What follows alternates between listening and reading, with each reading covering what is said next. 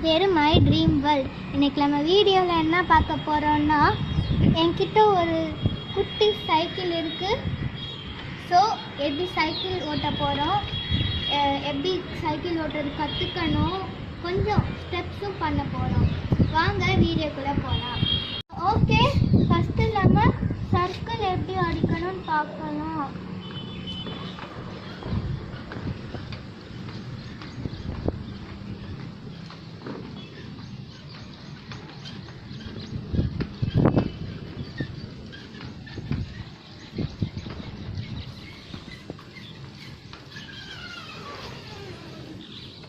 இப்போ நான் சர்க்கிள் அடித்து முடிச்சுட்டேன். அடுத்ததாக நம்ம பார்க்க போகிறது 8. இங்கே வந்து ஒரு 8 போட்டிருக்காங்க. அதுக்குள்ளே நான்